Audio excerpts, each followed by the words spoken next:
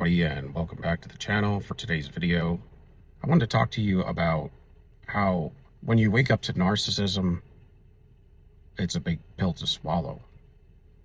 So let's jump in.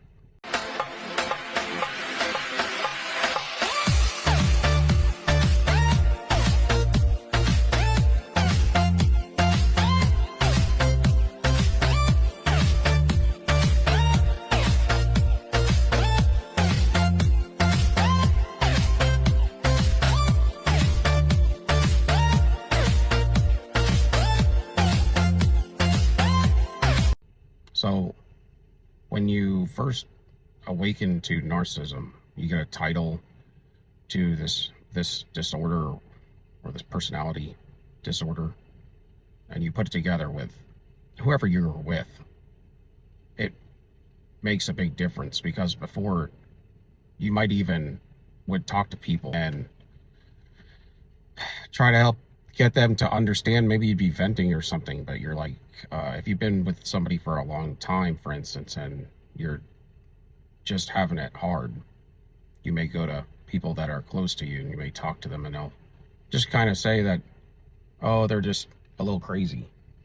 They're just a little crazy, or, you know, all women are like that, or all men are like that, right? And when you are able to find a title to it, it makes a big difference. And it's not just that. So you awaken to this, and then you start to learn this information about how they act and how they are run. And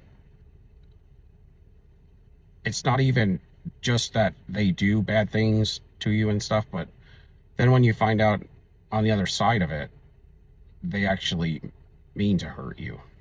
They are truly competing with you. They are trying to break you down. And they're trying to destroy you.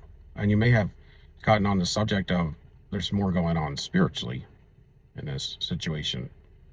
So there's a lot that you have to go through, because you have to learn all this information. You're damaged. I mean, to a place to where you have to recover from what you've been dealing with. So you're trying to do that and come off of this individual. And at the same time, you still may have to deal with them if you have, say, children or finances involved, or if you're married to them and you're getting away from them. And that makes for a whole big pill to swallow, because it's a whole new world of evil that you didn't really know about. And then when you go out and about, you have to deal with looking at everybody as if to find if you're dealing with this outside of, say, the household, your friends, your family, your coworkers, just on an everyday basis. And then you're trying to learn to not react, but learn to respond and to heal. You probably are dealing with rumination and having to second guess whether you should go back to the individual or not. And then at some point, they're going to try to hoover, you know, and they'll start to hover before they hoover to heat check you, or they may send these friends of theirs out to check, to kind of be a spy, to start to engage with you and ask you questions about why you're not together anymore. And that's always coming from the narcissist. And all of that is very difficult, because you have to deal with a lot of this pain. You may deal with anger initially, and depression, anxiety, a little bit of paranoia maybe, and then just used to things on a different level. And it's almost as if you have to go back to the drawing board on relationships and friendships and how the whole world exists around you. And it can be very devastating. It's not like you get a lot of time. You know, this is kind of all hits you in the head all at once, you know. It's like a big smack in the forehead. And then you wonder, why you? Why do I have to deal with this? And why was it happening for so long without me knowing? And that's like another thing that hits you, because you're thinking it would have helped a long time ago and I would have less problems today if somebody would have told me, or I would have known about this situation that's apparently all over the place that nobody talks about. It's just all over, man. And it's like you have to really deal with a lot, and it feels bombarding. And I just wanted to say that, you're not the only one, or you're not the only one that's gone through this, and I want to acknowledge that it's very difficult, especially in the very beginning, to get your footing back, because you've kind of lost yourself as well. And in itself, you have a lot of depression, anxiety, and things in the very beginning, and you're just don't know who you are anymore. A lot of times when you come out of these, especially if they're long-term types, and then dealing with that trauma bond that they have placed on you, and it's really difficult. But I think it's good if you can get to a place where you can get excited about becoming who you were always supposed to be, your authentic self, your true self, and to shake all of the people that have been in your life for decades that have been using you to their advantage and sabotaging you. To reinvent yourself, but in an authentic way. To be the best you can be, but not change. And that's difficult too, because you don't want to change. To change would be, in a way, to be fake. I mean, to change from who you innately are. But it's kind of like how you deal with individuals has to be different. You have to be more cautious. You have to not give up too much information, and maybe your heart is to help people in time of need, or maybe you've been used to people pleasing and you have to step away from that.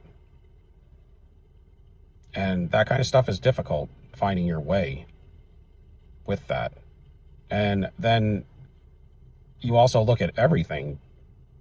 Maybe you were unhealthy physically, so you want to get more fit because you're trying to work on yourself, and you're trying to spend less time with toxic individuals and to really heal. And so you want to make some healthy choices physically.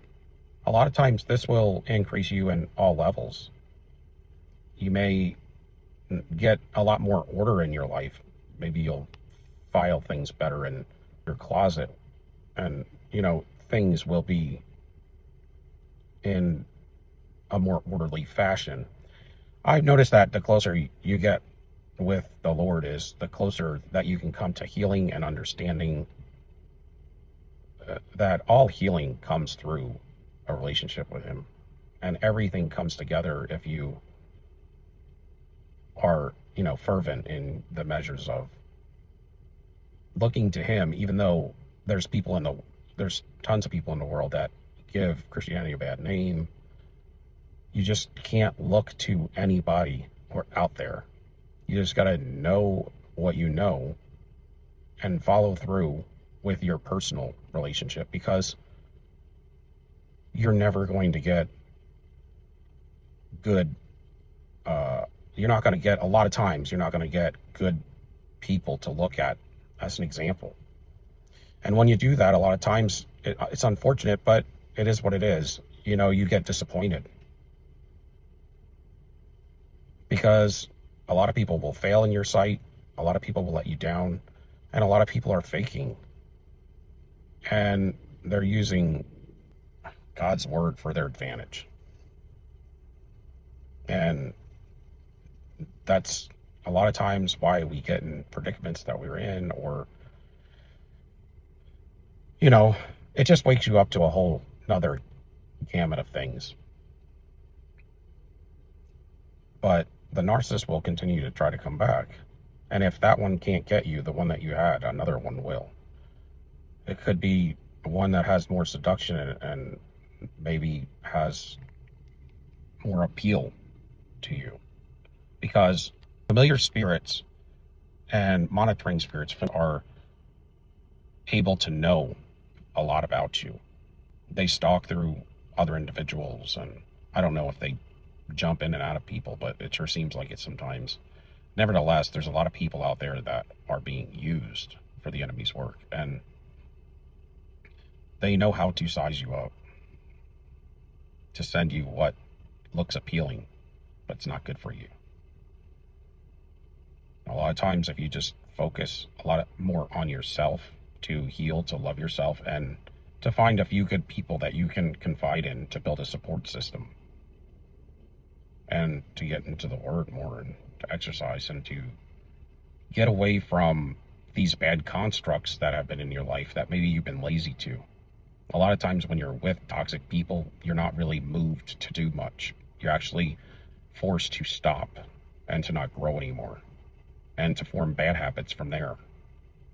And that's a lot of the reason why the enemy sends these individuals to you, because they can put your light out, or they can bring it down to where it has no ability to do anything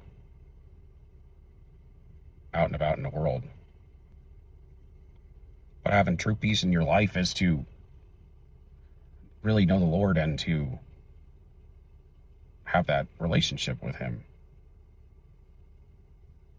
I think a lot of people are turned off because of what they see in the media related to Christianity, but that's not, it doesn't mean it's a sham. It just means that it's the truth, so the truth is going to look really bad in this world. That's just the way it is. Because it's a way the enemy's going to want to steer you away from the truth the best he can, so he's going to have a lot of imitations out there, and a lot of people that are going to be promoting it just for their own good. A lot of people that are faking and that are concerned about money and looks and power and control and spiritual power, to look like they're God's prophet or something. And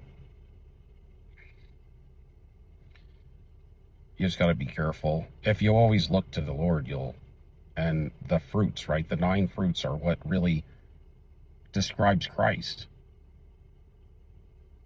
So when you do meet somebody, they have to be active in the 9 fruits.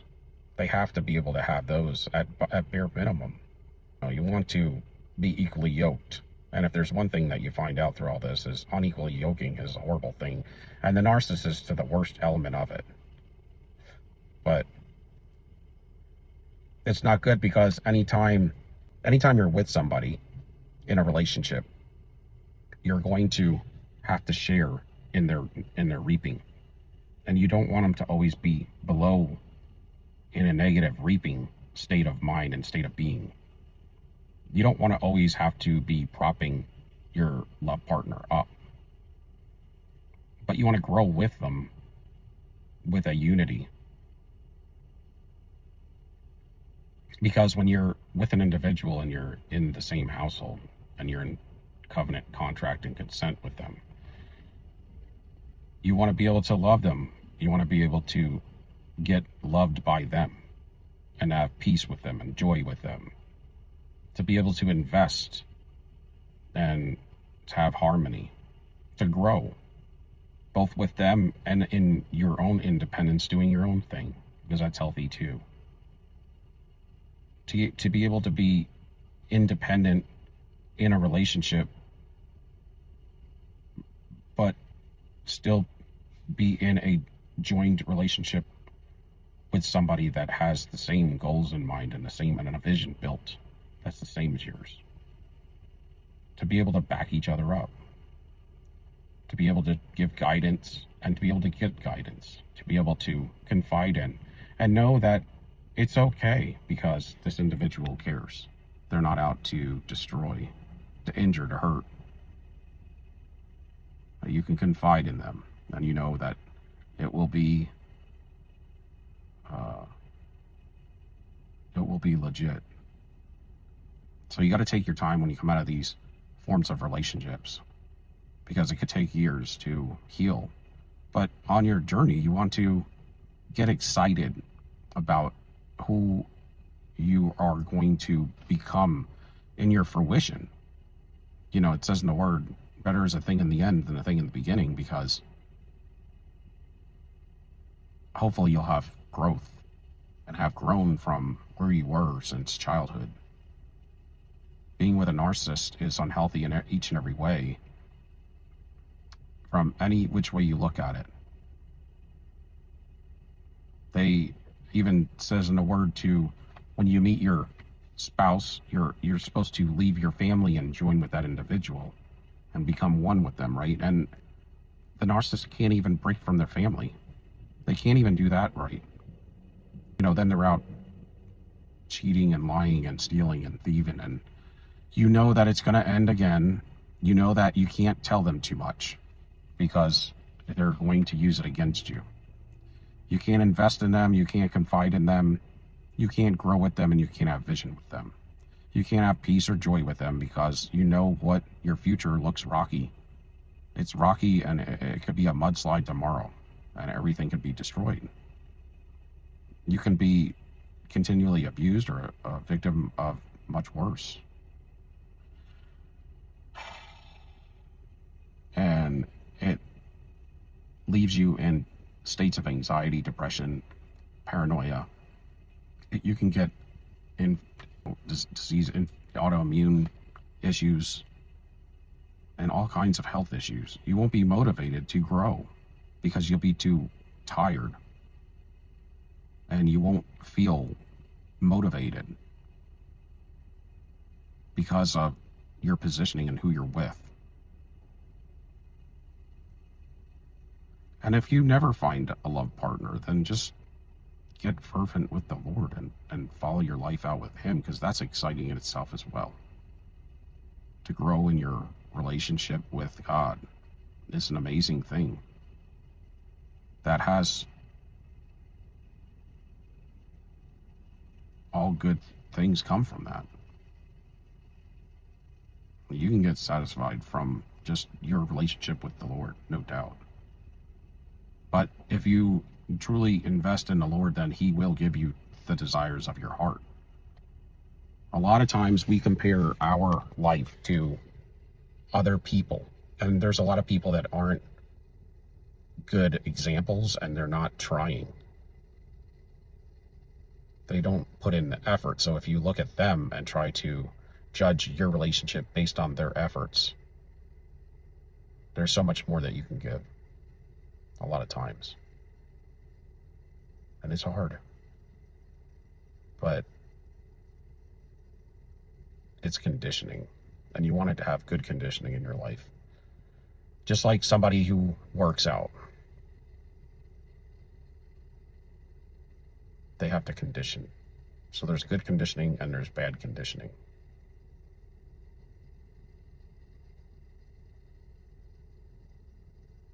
But you want to look to your old age knowing that you're going to be happy with who you are when you leave this place and in your relationship with the Lord. It's very important to me. And it's hard to focus on. I'm not going to lie to you. And when you fail, you got to get back up, and that in itself could be disappointing.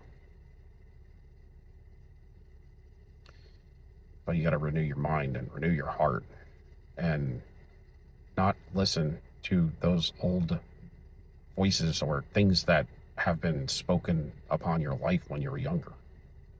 And that's hard as well, because that's bad conditioning. You've had a lot of bad conditioning that has set in, and now you have to walk in a state of faith and have more hope and believe in yourself more, because you didn't. And you weren't living to the level that you could because people were sabotaging you and telling you, giving you bad advice and making bad statements upon your life.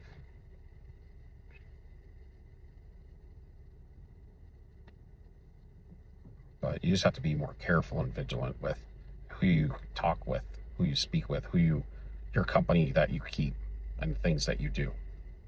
To understand what a covenant is and what a contract, and anything that you spend a lot of your time doing, a lot of your money, a lot of your fuel, right? That's investing, that's contracts, those are consents. Relationships are consents, friendships, family even.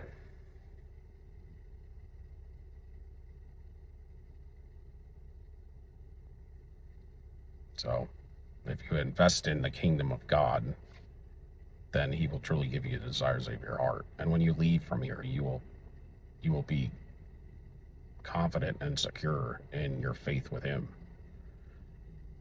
We fail every day, but we have to get back up. We have to pick up the cross. And we got to keep it moving. Sometimes you got to dust people off and let them go. Let them be on their way and not be concerned with them anymore. Because it's not your job. And sometimes you want to assess the control that maybe you might have had, control in areas to where you might feel like you want to help somebody, and there's control there too if you feel like that you're always going to help somebody. So you got to let that type of control and stuff, you got to just refocus yourself. Find out what's balanced and pray about it.